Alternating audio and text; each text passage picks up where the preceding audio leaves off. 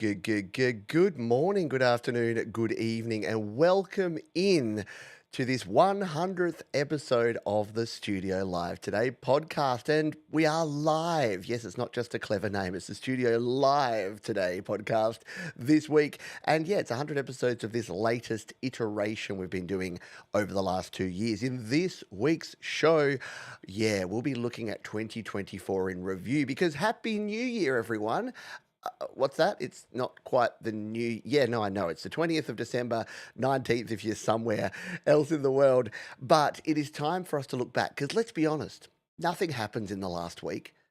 Famous last words as Apple release amazing foldable iPad Mac hybrid in the last day of the year. Maybe we can hope, we can dream, folks. But we'll be looking at some Apple stuff, some tech stuff, some YouTube stuff, some music stuff. We'll be covering all the things that we talk about around here on the channel and that are related to my goal, which for 8+ years now has been to help you create, record, and release your best music. I got my YouTube Wrap. Yeah, YouTube are doing a wrap now, and it told me that I'd had this channel since 2015. First video came out in 2016, but yeah, the channel was established in 2015. So we are coming pretty close to that 10-year anniversary, at least, of the channel being established, as opposed to the first video coming out, which is pretty cool. And over that time, we've got more than 100,000 of you that have subscribed to the channel. We've had millions of views and millions of hours of watch time here on the channel, which, I don't say just to go pat myself on the back for the vanity metrics of it all, but I am really proud and happy that I've been able to make a difference to people's lives. That might sound like a bit of an overshoot to say, oh, yeah, I'm helping people improve their lives. But my view is that music can only improve things. If you're creating music and you get that satisfaction of being part of music creation, especially a community of other music creators, I think there's only one way to go, and that's up. And I'm super proud of you folks, the folks who are here live and the folks watching this show on the replay, because you're doing it. Whether you're at the very start of your journey and you're about to start creating music, you're on the fence about it, but you're watching others do it and you're getting those creative juices flowing and you're about to jump in, or you've been doing it for decades and you're just continuing to harness and maybe start collaborating with others. 2024 really has been the year of the collaboration, hasn't it? I've seen some amazing musical collaborations within this community and right across music creation. So it is the time of the featured artist, of the remix, of the collaboration. So we'll be diving in and talking a little bit about that. But we are interactive here today. So if you have a topic you would like covered, if you have your highlight of 2024 and you're here live, dive in, say g'day, and give us some ideas, because I've got my ideas. I've got a list of topics. We'll be talking about all of those throughout the show. But if there's something that you're like, nah, this was the biggest thing in 2024, Johns, then put it here. And if you're watching on the replay, I'd love your comments. Drop your comments down in the section below. Should we say g'day to some fine folks who are here live? G'day to Al Davis Music. We've got Emilio Gamboleon here, who's always got great things to say and great questions. We've got Likewise. We've got our wonderful moderator, Thomas Christ. Hello to Doug Kidder. Yes, I'm that funny little guy here in the flesh. Hello to Joe Glenn and Barry Glenn. G'day to Eric B, who's a newer but very great contributor to this community. Does some amazing guitar work that we've been showcasing on YML, our Your Music Live show lately. G'day to Ed Z, who is here in the chat as well. Mr. Fomiati, always got an emoji or two. We've got a bit of a back and forth with me and Mr. Fomiati in 2024. We'll go off on diversions here, folks. But Mr. Fomiati jumps in and says, "G'day, Pete," and usually leaves me 3 random emojis. And we're playing like a tennis match where we just throw random emojis back at each other. At least that's what I'm doing. Likewise, is any synths you recommend currently? Currently researching a look around. I'm not a huge synth guy. I use MIDI keyboards, but I use them in a very basic way. So I love M Audio stuff. They've got sort of different levels. They've got their bass line, they've got their key stations, their code series, and then but that's more for MIDI stuff. I'm sure there's folks here in the community. If you've got ideas for synths that you love and you use, then throw it in the chat. G'day to Cole Dacre over there in cold Melbourne. No, probably not. It's pretty warm here today. It is December in Australia. And yes, many people get freaked out by the fact that Christmas time here in Australia is hot. I know. Because you think Christmas, you think snow and you think like log fires and drinking warm cups of eggnog. Here in Australia, it's bushfires, drinking cold glasses of beer, and generally lazing about watching cricket, heading to the beach, all that fun stuff. So, yeah, very, very different here. And yeah, the thumbnail for the video is great. So, that was using, and we'll talk about this later, Apple's new image playground, the Apple Intelligence new feature. And look, is AI and Apple going to feature pretty prominently in the topics we're going to talk about in this video? Yeah, it is. So we'll discuss that and we'll get to that as we go through. Yeah, mate, the bushfires aren't the funnest part. We do pretty well with them. We had the big ones just before 2020, and we haven't had any major. Again, fingers crossed, touch wood. But I think that kind of scared most of the country, and we're going to be prepared for future ones if there are, which there will be. It's not a matter of if, but when. It's hot Christmas in South Africa too. Loved it. Yeah, it is. When you're in the Southern Hemisphere at Christmas time, it's very different for folks, but it's actually wonderful. Yeah, I need to update my iOS to check it out. You will, and you will need at least, remember, you need a Mac with M1, you need an iPad with M1, or the iPad mini with the A17 Pro, or you need a phone, which is the iPhone 15 Pro, or the iPhone 16 or 16 Pro. I smashed my 16. We'll talk about that later. We call that a tease in the biz. G'day, Ed Beat Metal. Hope you're doing well, mate. We've got Jenny Jolivet here. We've got Hugh Coldacre and Hugh Coldwell as well. I hope you're all having a fabulous old day. It is going well here. And what has 2024 been like? Well, let's start with me. Let's be a little bit self-flagellating. How's it been for the world of YouTube and the world of Pete Johns and Studio Live today in 2024? It's been pretty good. It's been pretty good. It's been a challenge. So whenever people ask me about, hey, how's business? How's the channel? How's everything going? I say, I'm surviving, which sounds a bit negative, but it's not, because my goal here was to just be able to keep the lights on and pay the bills. I've never had aspirations to be like, let's get 1 million T subscribers and let's go viral. No, my goal since day one has been to help folks like you create, record, and release your best music. And I think I'm doing that and still doing that and will continue to do that as long as, again, I can pay the bills and keep the lights on. So has it been as good as it was in 2020 and 2021 when everyone was at home and locked down and watching all the YouTube and all the advertisers were making squillions of money and advertising on YouTube a lot? No, not quite. But is it okay? Do I still have one of the best jobs in the world that, let's be honest, didn't even exist 10 years ago? Also, yes. So a huge thank you to all of you folks. Every time you watch a video, like a video, watch an ad, join the membership, join the Patreon, leave me a donation, support one of the wonderful sponsors that we have on the channel here, like BandLab and DistroKid. You're doing me a favor. You're actually doing me a solid. Buying gear from the Gear Guide and using the affiliate links. All of those things, every little bit helps. I like to say that when you're a small business content creator, it's a smorgasbord. You've got to make sure you have a buffet of different revenue sources, because if you put all your eggs in that one proverbial basket, you're not going to do so good. It'd be a bit like if you're a recording artist and you're putting all your eggs in the music streaming or the selling of your music. Yeah, you'd be struggling a bit right now as well. So yeah, we'll talk about that later too. Jenny says, let's get Pete squillions. Squillions. Thank you, Barry. I'm glad. Look, it is. It's more important. My integrity and my reputation has been, and always will be number one. And I hope that shines through. You're not going to find ads for dodgy things that I don't recommend and I don't use here on the channel.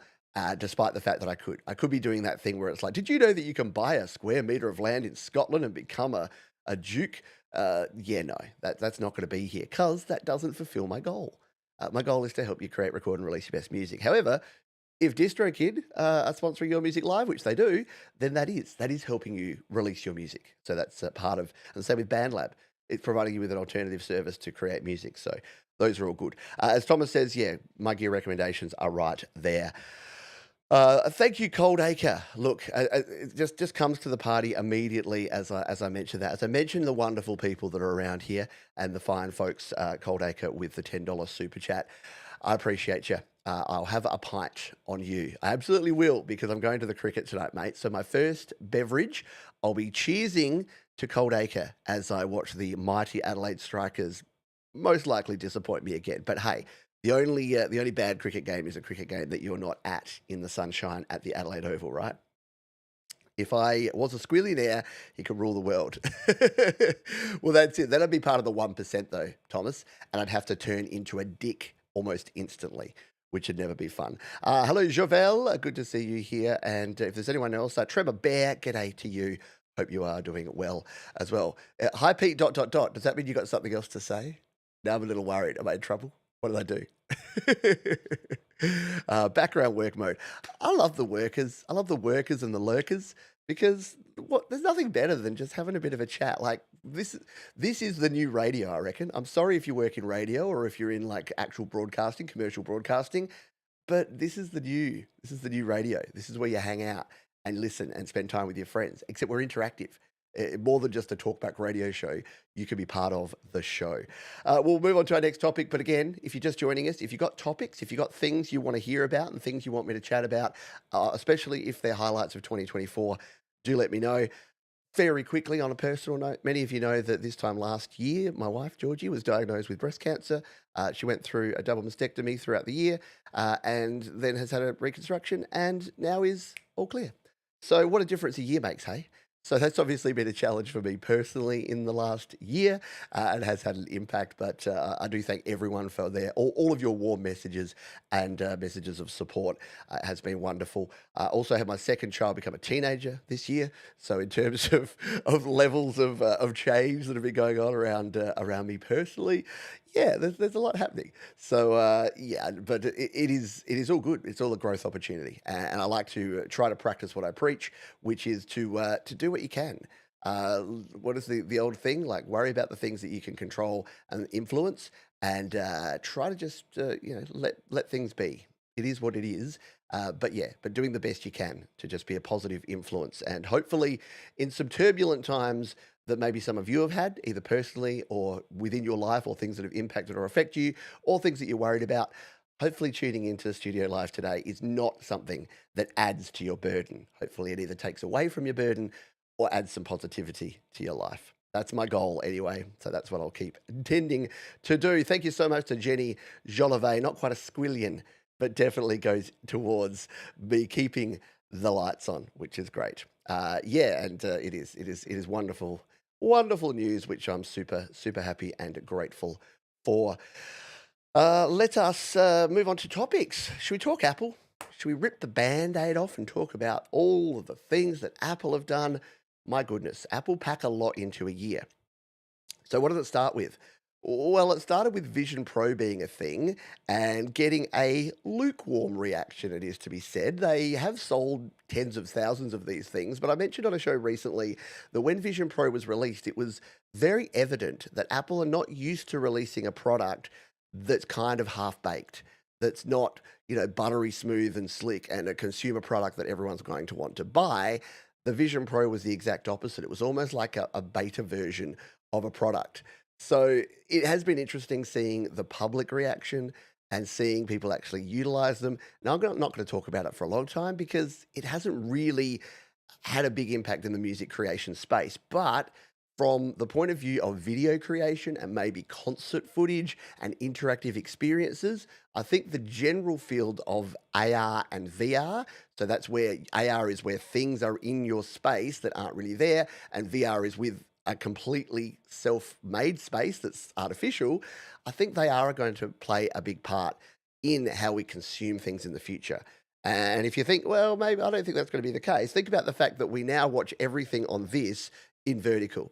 Like and we'll talk about that later, but the rise of short form vertical content has been massive and it continues to grow in 2024. So yeah, if you don't think that we're going to be wearing nerd goggles and watching things in stereoscopic 3D where we can be immersive in a 360-degree environment in the future, then I don't know. I think you might be a little behind.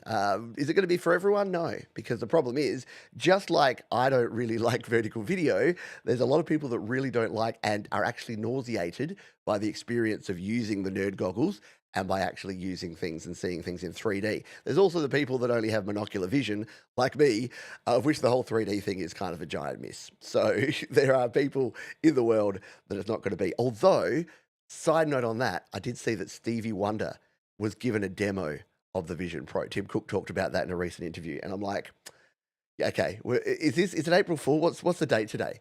Stevie Wonder, the most famous blind musician in the history of the world, and he's using uh, a device designed for 3D vision. It's called Vision Pro. It's literally called the thing he doesn't have.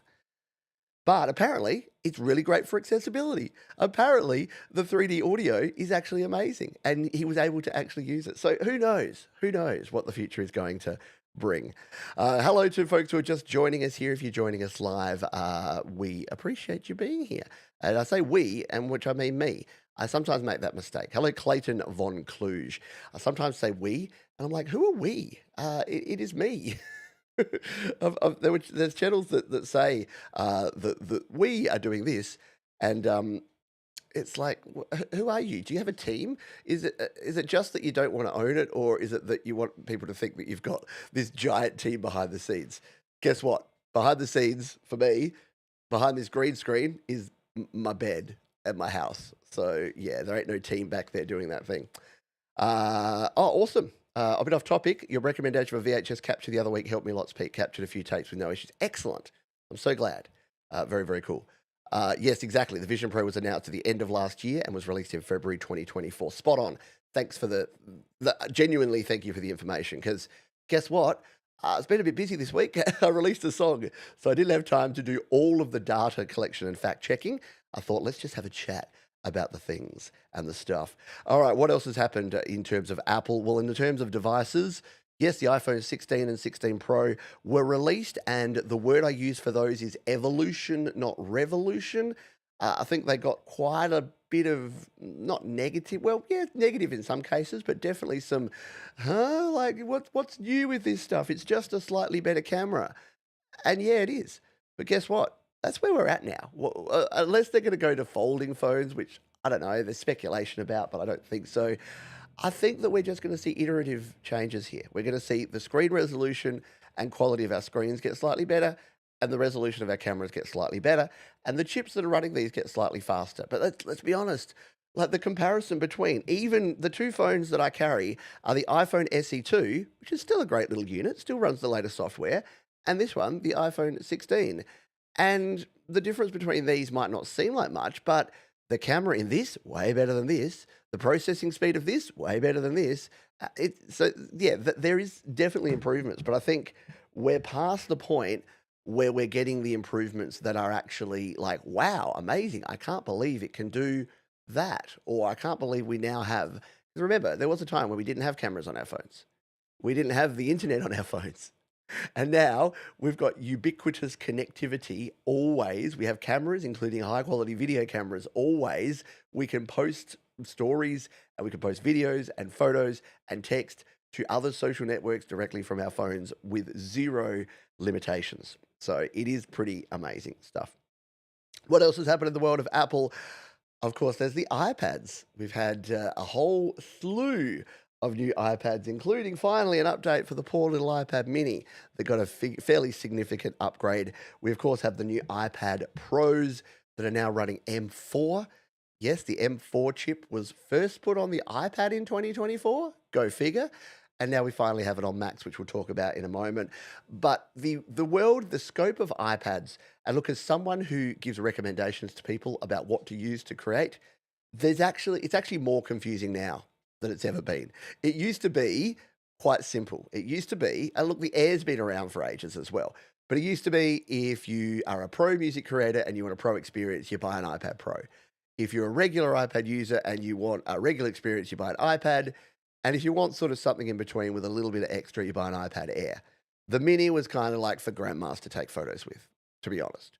But the Mini, the last two upgrades of the Mini have kind of changed that. You can now use the Mini legitimately for music creation. It's quite a little powerhouse, as I'm finding out as I test it. Your iPad Pros are almost overkill for even your pro creators. The Air is way overboard in terms of what most people need. And the iPad Vanillas, they now got USB-C. They've now got amazing like A15, 16 processors in them, whatever they are. I forget. I can't keep up with the numbering system. But yeah, for your average GarageBand iOS user, a 10.2-inch iPad for like $400, you're away. So I guess even though it is a little more complex in terms of all of the different options you have, yeah, there is something for everyone, and it's keeping me in a job, put it that way. Because when someone says, "What iPad should I buy?" I have to ask them about 10 questions before they can decide what to get. So I'm like, "What apps do you use? Do you like a large screen or a small screen or a medium-sized screen? Do you care about the quality of your screen and your screen resolution? What are you planning to connect to it? Because if you're collecting, high-speed drives, you need Thunderbolt, you need the Pro. So there's a bunch of stuff that I go through before I can say, yes, you need the iPad Air latest model, or you need a iPad Pro, but you can go the M1 or the M2, which is kind of where it's at for most people right now. The good news is because Apple has so quickly gone from iPad M1 to M2 to now M4 in 2024, it's like you can go back to the M1 and the M2, and people are still using these, and they are crushing. You got 8 GB of RAM on those things, 16 on some, and they're using an M1 and an M2 processor. They can do all of the Apple Intelligence stuff. They can run Logic Pro without a single glitch. So the M4 is definitely overkill, which is kind of the problem. Like in a general sense, in 2024, it's kind of been the year of you don't really need to upgrade. If you're on board with an M series Mac, you don't really need to upgrade. If you're on board with an M series iPad, you don't really need to upgrade. If you've got an iPhone that's a 14 or a 15, you don't really need to upgrade unless you want the Apple Intelligence features. And we will talk about those in just a jiffy. Let's round out the Apple talk with Mac. And Mac was a little quiet until sort of towards the end, but it raced to the finish line, didn't it? So we saw nothing new with the Studio. I bought a Studio in 2024 because I kind of knew that we wouldn't get an M3 or an M4 Studio in 2024, and I needed a new machine. I was still running the M1 Mac original, the vanilla 8 GB of RAM, 256 storage, and it was fine, but it was starting to hit that wall, and the storage management was just crazy. So I bought the Mac Studio M2 Max, 2 TB of storage, 48, I think, gigabytes of RAM. It's running this stream right now. It runs everything in my studio beautifully. So we didn't see a new Studio, but we did see new iMacs. We did see new MacBooks, MacBook Pros. We did see the new Mac Mini, which is the size of a hockey puck. Not quite, but kinda, which is like a little shrunken down Mac Studio. So we did see some dramatic changes in the world of Mac. But I think the biggest change over the last few years, and particularly in 2024, is that I'm seeing more people that kind of said that they were never going to go the Mac. So I drank I remember my first taste of the Apple Kool-Aid was in 2020. So like a lot of people, in 2020 when Apple released the M1, excuse me, thought I was going to get through without that cough. When Apple released the M1 in 2020, I'd never really thought about an Apple. In fact, I was about to buy myself a brand new PC for my streaming and for video and music creation. I was going to spend about $2,000 on it. And then Apple said, oh, wait, but what about if we've got this amazing new processor that we've built from the ground up with Apple Silicon, and you can buy it for $1,000 Australian, like $599 US? I'm like, okay, this is worth a test run. This is worth trying. So I did. And I never went back. Because I realized that the reason I liked Apple, I thought GarageBand was cool. I like Apple's ecosystem. I've been using iOS devices for over a decade. But the reason I didn't go there is it was just too expensive. I could not justify the cost. Where are we now? We're now at the point where it's $599 for an entry-level Mac Mini. It's now got 16 gigabytes of RAM. So it's like, it's completely capable, and you can pick it up for like peanuts. $499 education version. You got a kid with an education email address? Just saying. They're buying the Mac, right? Remember that. If you have children, use and abuse your children. Not like that. but utilize utilize and leverage your children if they've got a university or if they've got an educational address, email address. Use that, register that, buy your Macs. You'll save yourself $100 off most stuff. It's quite amazing, or 10% sometimes. So yeah, that's the way that Apple have gone in 2024. All the new products, most of it iterative, none of it's super revolutionary. The revolutionary stuff is the Vision Pro, and look what happened to that. People are like, eh. Whereas new Macs, new iPhones, new iPads, yeah. And even my mate Mike Enjo over at Creative Source has gone to the dark side. The one bloke that I'm like, this guy is going to be PC for life, bro. He's now on a Mac. So there you go. Let's see what folks have got to say about this. Roberts Redmond's Clip Channel. Kids bought me an iPad a couple of years ago. I love it. Excellent. Yeah, iPads for the win. Hello to Jade Star, who's dropping in. The latest iPad, 10th gen, A14 Bionic. Thank you, Emilio. Emilio, I might have to hire Emilio as my fact checker and data analyst. So yes, it was the A4. I think I said A15 or 16. It's the A14 Bionic chip in the latest Vanilla one. Thank you, 13 Scary. Yes, you can hit the like button. It is a possible thing to do. It is right there. So I appreciate you.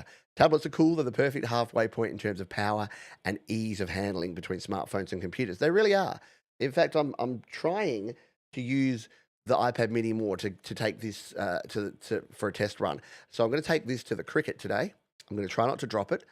Again, a tease of that. I've smashed my iPhone 16. I'll talk about that later. But yeah, I'm going to take this to the Cricket because I think this would be a great little thing to have with me just to be on the go. In fact, it's not charged, so I'm going to plug it in right now so that I can actually do that.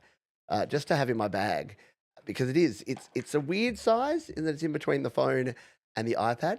But I'm going to try to commit to it and see how we go. It may work, it may not. As you know, as I said from the opening, I will be honest and I'll let you know. I said that to Apple because I'm borrowing this one from Apple, and I said when I borrowed it from them, I'm going to see if this can be a great sort of idea for a mobile studio. I'm not convinced yet. We'll have to find out. Hello to Sean Chandler. G'day to you. Thanks for dropping on by. Remember, if you have topics or if you have things that you think were highlights of 2024 that you'd like me to discuss, then I'm happy to answer those and talk about those here right now. Hello to Les Corox. When did the M1 chip hit the market? It was 2020. So I don't remember the exact month. Emilio, what month in 2020 did Apple release the first M1? So yeah, they released M1 Mac Minis and M1 MacBook Air and MacBook Pro, I believe, but they were the 13-inch MacBook Pro that no longer exists. Sylvie says, since I don't like PC, I have a Chromebook. But now I got me a MacBook too. Also have an iPad, a 10-inch iPad. Yeah, be honest, I have a Chromebook too for the absolute basic stuff. So I have a $300 Chromebook, which $300 Australian, about $200 American. I have a $300 Chromebook because I can throw it in my bag and I kind of don't worry because I had a MacBook Pro that I was borrowing from Apple. I took it nowhere because if I'm at the Cricket and I got my backpack and my MacBook Pro is in there, $4,000 MacBook Pro, I'm worried about that thing. I'm like clutching that to my chest and I'm just looking around and I'm feeling nervous. I got my $300 Chromebook in there. Not that I support people saying, oh, it doesn't matter because it's only $300. But does it perform well? No. Can I do much on it? No. But you know what I can do? Emails. I can answer your emails. I can do YouTube comments. I can do Canva. I can set up thumbnails. So yeah, for the basics, for the stuff that's just the administration, I can pay bills. I can do banking. So for all of that basic stuff that doesn't require the power, I've got a Chromebook. So yeah, for all the Apple stuff I talk about, I also do use a Chromebook. November 2020, I remember because I bought an Intel MacBook in September and 2 months later, bloody silicon happened. Oh, Cold Acre. Yeah, there you go. Yeah, there you go. Yeah, 2020 holidays. I should have remembered that. But 2020, it was like the longest. Does anyone else feel the same way? 2020 was the longest and shortest year in the history of the world. So much happened in it, and I have so many memories of it, yet it's all just a big giant blur. It's like, can two things be the same thing? I don't know. Les Corick says, thanks. My sister has one she never uses. It will be mine. Grab it. To be honest, I'm trying to decide what to do with my M1 Mac Mini because I'm like, it's so good. I don't just want to give it to a child like one of my children. They won't enjoy it. They won't appreciate how good it is, but I kind of don't need it. So I'm like, I got an idea. Maybe I'll just set up like a little workstation in the kitchen or something with like a small portable monitor and make it like a lot of people do this. They make it like a little flip top laptop. So you got your M1 Mac Mini with like a little LCD screen, and it can all be like powered portably. And I don't know. We'll find out. But I love it. Yeah, it was strange and hard. And I feel really terrible. Like talking about the YouTube channel, it was the most successful year for this channel ever in 2020. And when I think about 2020, I know that so many people went through so much bad times that I'm like, oh, I don't know. Yeah, the unified theory of even Einstein couldn't figure that one out. I know it is weird, isn't it? It is very, very strange. So that's your Apple. That's your Apple coverage. By the way, we are going to pause. We are halfway through the show here. If you're watching the video version, I hope you're enjoying it and having fun. We are going to run a quick ad right now because, as I talked about, we do need to pay the bills. So I'm sending you there now. Let's talk about the people watching the ad. They're actually awesome because sometimes the ads skip as well. But you can't avoid ads here on YouTube live shows if you have YouTube Premium. And of course you can skip ads. And of course you can use ad blockers. I don't deny the fact that people are using ad blockers. Probably in 2024, more people are using more ad blockers than ever before because, and I get it, because so many creators are just cramming their videos with ads, and so many websites, you go there and you're literally trying to click on the thing you want, and so many ads are popping in that it's moving the content. Have you ever done that before? You're trying to click a link and some content pops up and an ad comes in, and suddenly you're finding out why doctors are rushing to Washington to cancel this one pill because it's the one gateway to weight loss. Yeah, could you just get off my screen? So I get it. But when you're watching YouTube, I would really appreciate if you do that. Or just say, "Hey Pete." Some people, I've received donations before that say, "Hey Pete, I watch all your videos and I think they're great, but I use ad blockers and I never watch ads and I hate ads. So here's $20 to cover any of the revenue you might have made over the last year." And I'm like, I mean, yeah, YouTube probably don't want me to say this, but yeah, kudos. Thank you. I'm gonna get in trouble, aren't I? Gonna get demonetized. That's probably deep there in there. Oh, did you know in 2024 the other thing is if you're a YouTube creator, this is only going to be for the small amount of you. Although many of you may have your music videos and stuff on there, you can now. YouTube have actually done the right thing. I'm going to give them some kudos here. They've basically said you're not opted in to us sharing your videos with any third party AI companies unless you manually opt in. This is the way every company should be.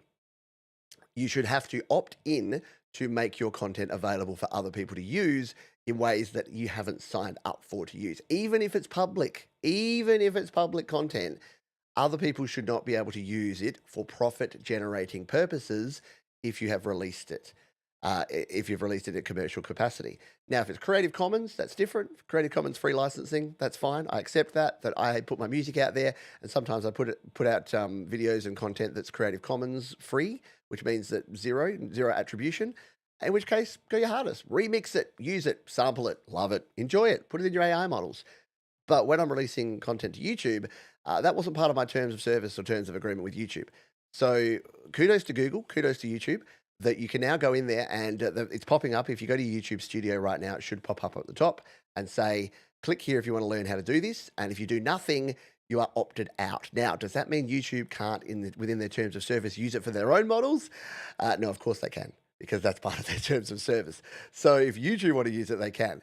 So are we congratulating YouTube, or are we saying YouTube are just protecting themselves from others using their models? Either way, I think it's a win for creators on YouTube. Anyway, let's continue on here.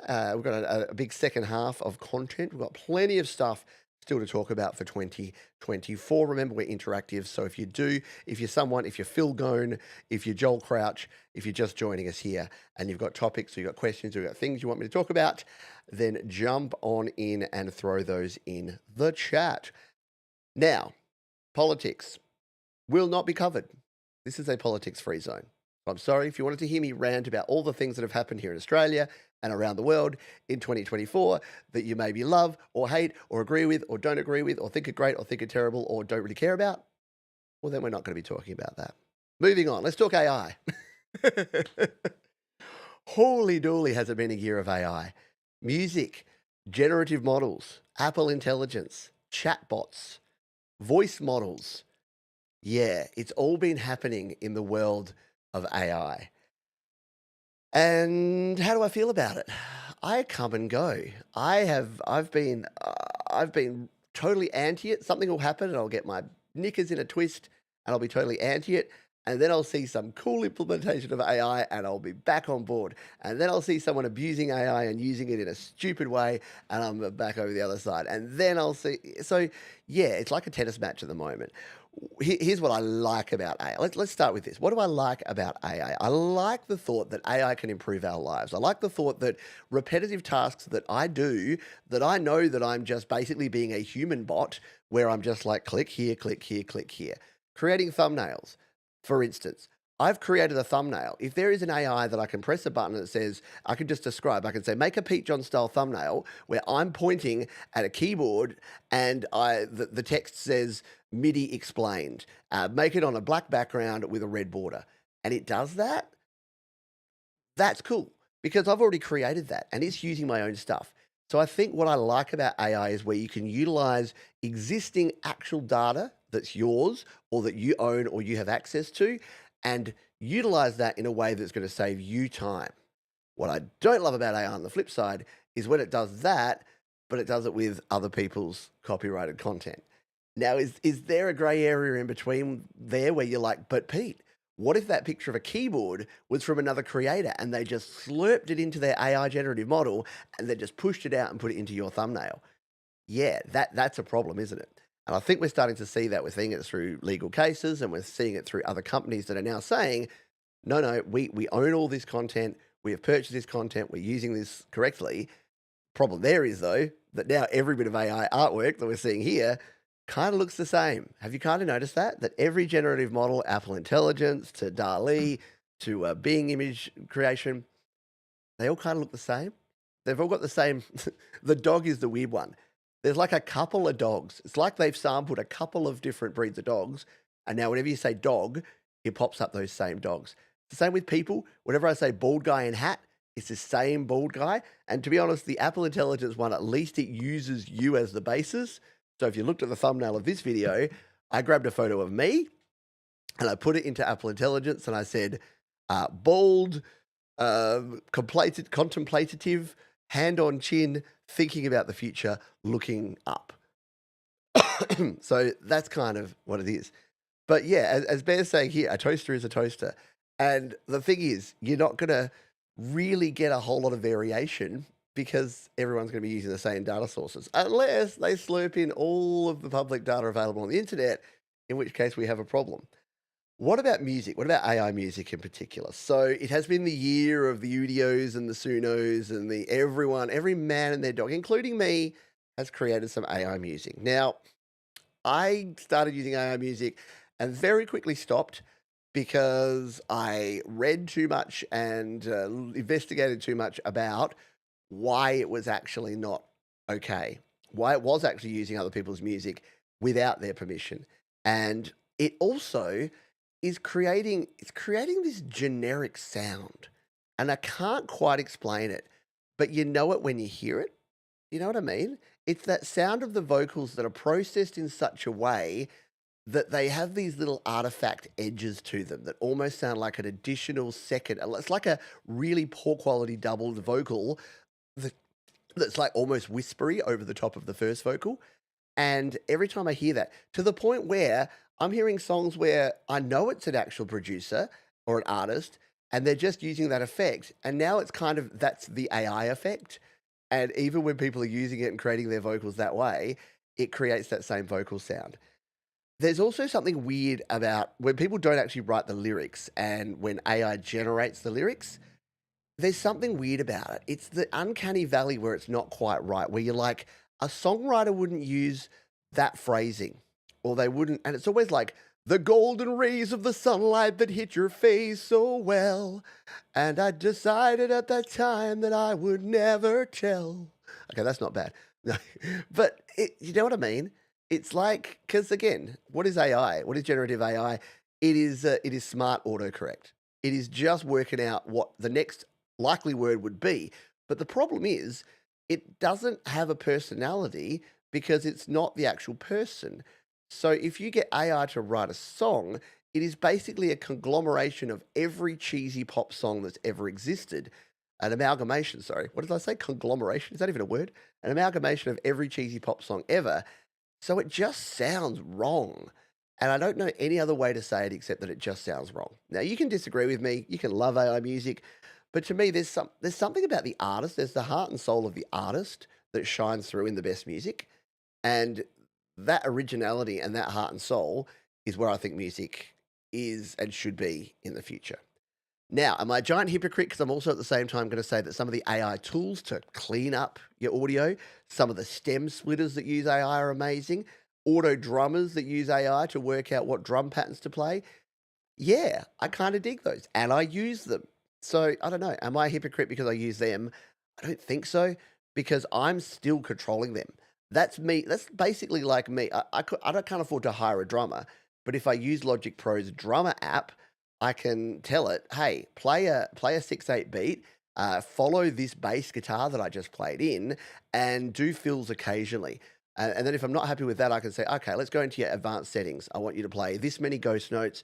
I want you to do fills on in exactly this spot. So I think that it's yeah, I don't know. It's not that I'm on the fence. It's that I think that here's what I think AI should do. It should allow us to do the things that we want to do that bring us pleasure, that bring us joy, and that add value to the world. It shouldn't be replacing things that are joyous. And I know the old adage is I don't want AI to create music and write my poetry. I want it to do my dishes and to clean my floors. And I think that kind of says it all, doesn't it? We don't, the repetitive tasks that a robot could and should do, that's what we need AI. That's what we need technology to be helping us with, not to replace the heart and soul of human creators. That's my opinion, and you can have your own. Absolutely. Feel free to. Yeah, it's even and perfect, but plastic. There you go. X's Grok AI is now free for all users. Results aren't too bad. Yeah, yeah. I've not ever used X's AI. Have I've heard bad things about it, but again, we're not because we're in a politics-free zone. We're not going there. AI is the best until it's not. Yeah, exactly. And that's not to say it's not cool, Phil. Like I will check it out because due diligence. I'll check it. Exactly. Captain Beefheart or Primus. Can you imagine? Can you imagine AI writing the song "Shake Hands with Beef"? No. We're known as Big Brown Beaver. No, it couldn't. It's too computerized with MIDI and vowels. Yeah, that's what pitch corrected auto tune things are. Yeah, that's it. Thomas says a lot of that technology has existed for 15 plus years. They just put a shiny coat of paint on it and started calling it AI instead of machine learning. And that's the thing. Automation and machine learning have existed for years, for decades. Yet it's the whole AI thing is more of a marketing term than it is an actual new technology. AI should buy me a new car. Exactly. Spot on. You can now use ChatGPT on your phone for 10 minutes a month on all phone types, even an old rotary dial phone. We, I know I wouldn't talk about. I know I said I wouldn't talk about politics, but the one thing I've been chatting about is how you do age verification because there are things around the world, especially in Australia, about how do we ban social media for people and how do you verify people's age? And my idea is that when they're trying to sign up, it brings up an image of an old rotary phone. And you give them a phone number and they have to dial it using a rotary phone dial. So they have to be like 8 and they have to pause. So they can't, because they'll just be tapping the numbers. If you're under the age of 16, you've never seen a rotary dial phone. And then I thought about it. I'm like, if you're under the age of 25, you probably haven't seen a rotary dial phone. So yes, there are flaws. There are flaws in that plan. Do you want to hear about my phone? Oh, the woes of my phone. So I dropped my phone and it now looks like this. I've dropped my phone before. I always have a case on my phone. I'm not a no case guy. So I've always got a case, and this case is a pretty good case. It's the official Apple one. It's the silicon one. It has nice big chunky quarters, and when I've dropped it before, it'll hit the back, it'll hit a corner, and everything's kind of protected. I dropped it in the way that causes the absolute most damage, which is it landed flush on concrete. And as soon as it landed, I thought, oh no, oh no, it's not coming back from this. And I reached down and I picked it up, and yeah, it looked like this. Not good. Now, do I use screen protectors? Yeah, of course I do. I use screen protectors on all my phones, except this one. I decided to try to go screen protector free because I spoke to some people and they're like, no, the glass is so tough these days. You don't need a screen protector. And, the finger feel on a screen protector is no good. You just use it. Just use it without it. And I'm like, okay, I'll try it for this one phone. Yeah, bad ideas. So Pete's off to the Genius Bar tomorrow, and I'll let you know how that goes. So not really related to the 2024 stuff, but I thought I'd share because, hey, maybe it could be a lesson for others out there. If you're a klutz, if you're using your phone to shoot B-roll for your music video, maybe put a screen protector on it. Yeah, because that's what I was doing. So if you want to help me, you can go and watch the video because my Nothing for Christmas video, it was walking home from that and trying to shoot some B-roll of those little bits. If you've seen the music video, little bits of Christmas footage of people's. And no, before you ask, it wasn't recording when I dropped it. It was between shots. So yeah, not great.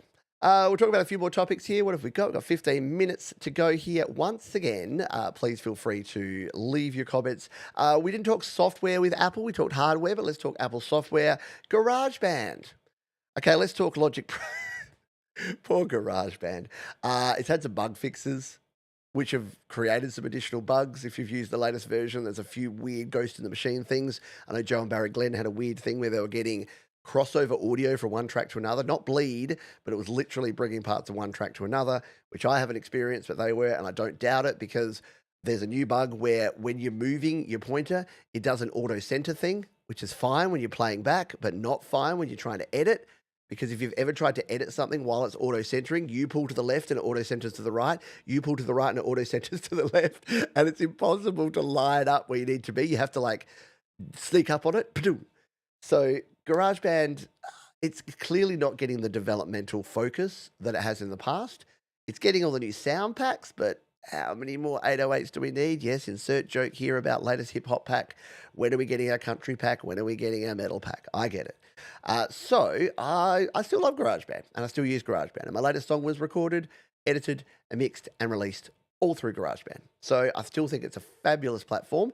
I just don't think it's getting the love that it used to because all that love is going into Logic Pro. And why? Well, it's pretty obvious. Logic Pro is a subscription product, and GarageBand is not.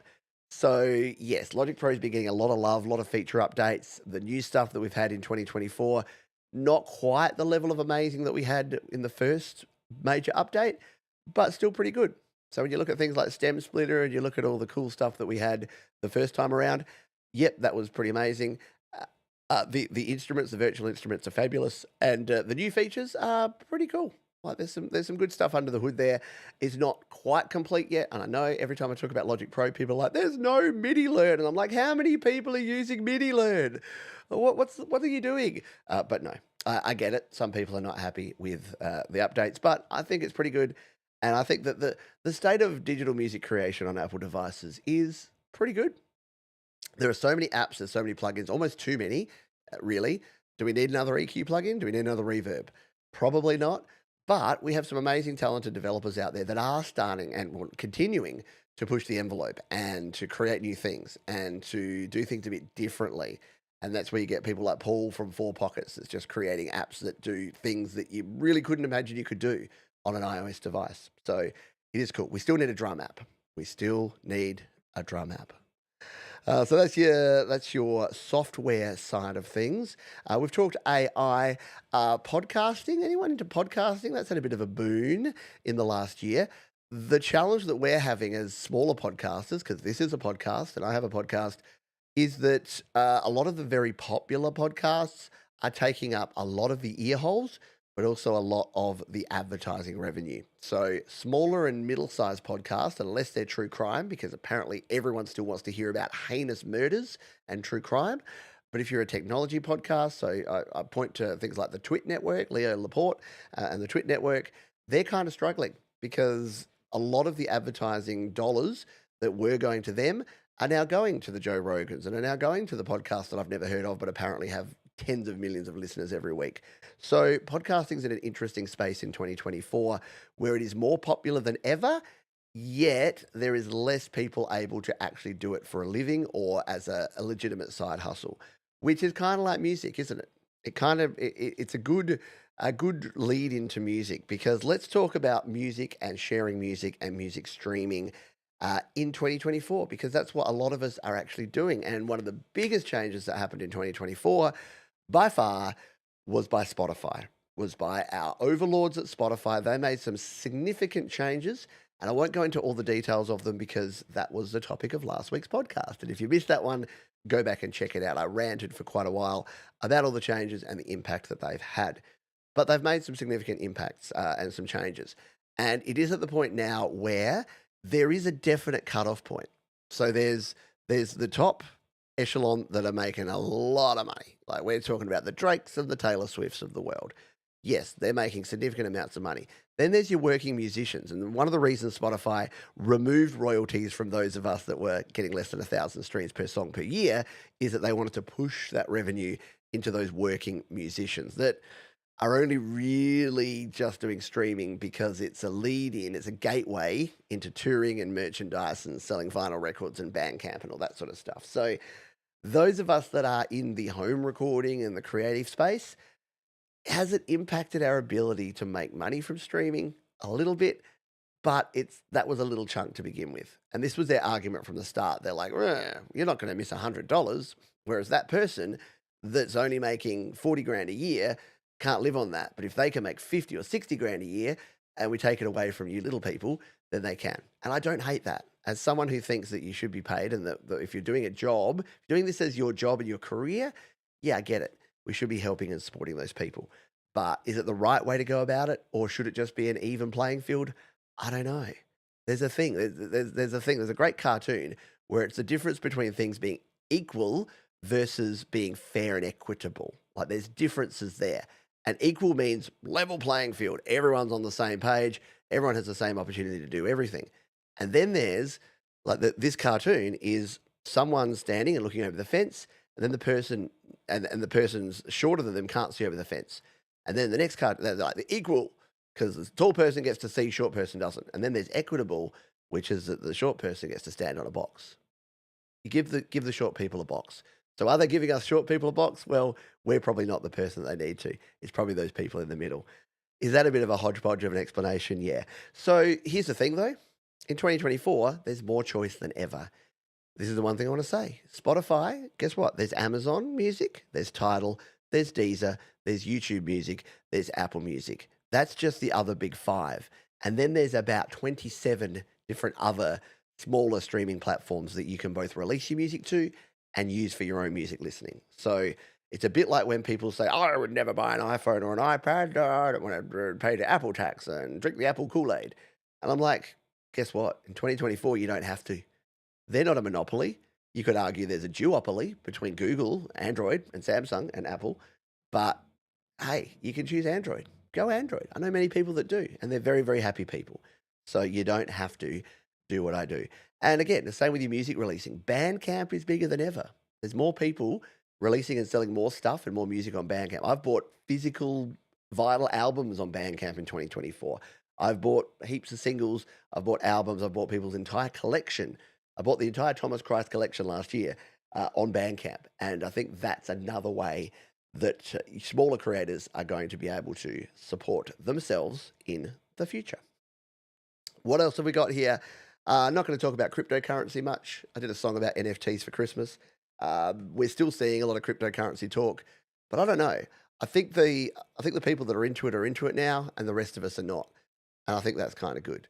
So it can go to the moon, but just be wary. Most of them are pump and dump scams. Most of them are the majority of people are going to lose and the people in the know are going to win. And that's what I don't like about crypto, that the energy use. Enough said. Scams. Yeah, it's been the year of the scam, hasn't it, in 2024? A lot of people have been scammed, and it's not just the vulnerable, the elderly. You're like, oh, I've never got scammed. No, I've got very close, and it's only a matter of time. It's not a matter of if, but when. So, what can you do to protect yourself? Password managers, two-factor authentication, use encryption where you can. Use your device's encryption anytime you can use your metric, your haptics, and your metrics. So your thumbprint or your Face ID. Use those as well as your devices, as well as your text messages. I know it's a pain in the ass. If every time I go in and I sign into something on a new device, I have to then go to my Authenticator app on my phone, find the little number, and punch it in. But hey, if it stops someone from hacking into my channel and deleting all my videos, or hacking into my bank and transferring all my funds to an offshore bank in the Cayman Islands, I'm in. I'm in.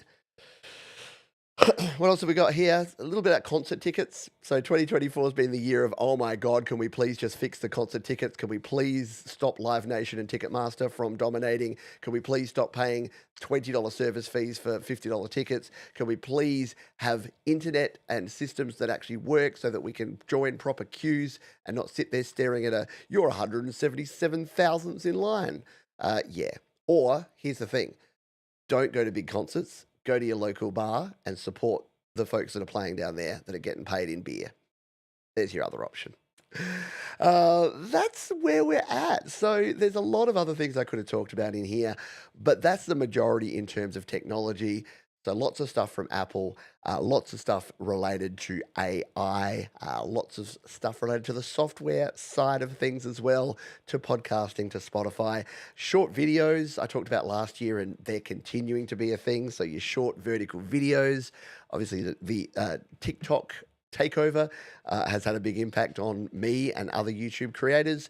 Short videos on YouTube are great, and I support them in terms of if it's a quick tutorial, yeah, you can do that. But just so you know, if you're like, hey, I'm going to get into short video content creation because there's got to be a lot of bank in that. Yeah, on average, a short video will earn you 5 to 10% of the revenue of a longer form video. And the proof is that I did two 1-minute videos, one as a short in vertical and one as a widescreen 16:9 standard video. They were both 1 minute, but one that was tagged as a short versus the one that was regular. And yeah, it was 10%.